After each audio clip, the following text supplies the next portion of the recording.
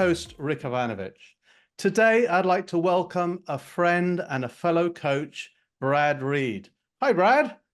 Rick, how's it going? Thank you so much for having me. As always, really nice to see you. And off the record, we haven't spoken in a while. And so I'm interested to see how this episode unrolls because it's as fresh for you and I as it will be for the audience. So this might be really entertaining. Yeah.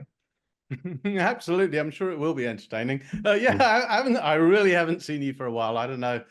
What's it? A few months? Years? Hard to say. Yeah, upwards of a year, I'd say, physically for sure. Maybe Yeah. more. Actually, like Yeah. more, I would say. I've been in and Okay. out so much, right? Yeah, you've been in and out of the country for a bit.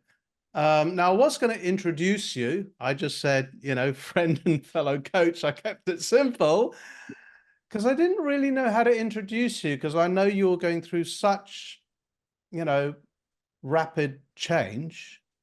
Okay. The best person to introduce you is you. So how would you describe yourself and what you do today? Yeah, great question. You could put me down as is executive summary. I'm a wellness and performance coach, and that can be broken down into different categories and sort of the methodologies or the techniques that I utilize. However, I found a lot of serenity and my sweet spot in the interplay between well-being and performance and what that looks like. Now, Mm, I'm not talking about necessarily business performance and KPIs and driving things forward. hmm That's not where I show up at my best.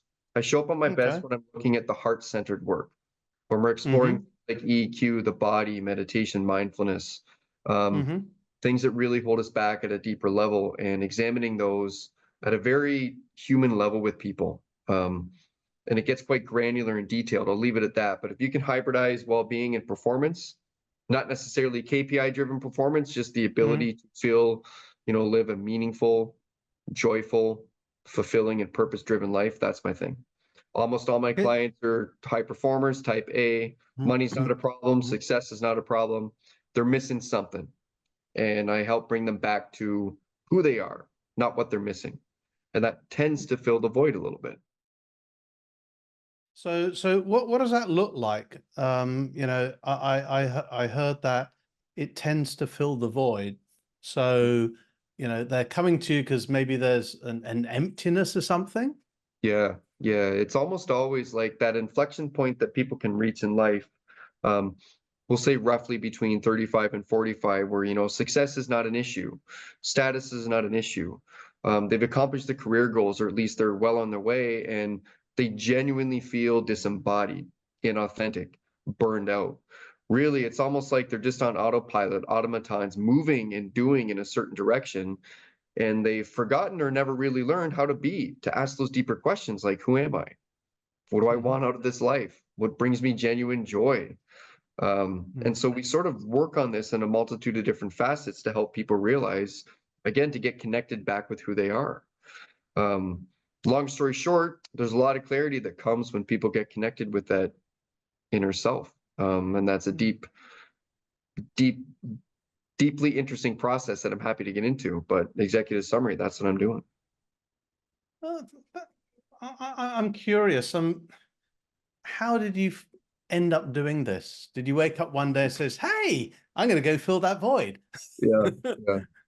I think all the work we do, especially if we're gonna, in essence, practice what we preach, it needs to be an extension of who we are and hmm our own journey and our own story. Um, and I've learned, right, like if I look at my conceptualization of what purpose is, it's sort of the meeting between the impact that we resonate with, the change we're meant to make in the world, and those unique qualities that make us us, that bring us most to life. And when we find the interplay between those two, we can live again an authentic, embodied, joyous, purpose-driven life. And through all my years and all my background and all the colorful stories that I have, which we could go on for a long time about that, I've had to really do a lot of that, from overcoming serious mental and physical health challenges, to making great decisions, making not so great decisions, to learning and unlearning, and then realizing all the answers really are right here. They're Okay. right in this body, mind, in this organism, in this being. And um, society's kind of tricked us to think that the answers are outside of ourselves, and they're not. there really are right here. And getting in touch with that has allowed me to create a much more fulfilling, purpose-driven, satisfying life. And I think there's a natural resonance when I meet someone who wants to work with me, because they recognize that, in essence, if we look at gap analysis, in a lot of ways, I've closed that gap. So it's just, okay, how do we get from point A to point B? And that would be a really long story put into about a minute and a half. Okay.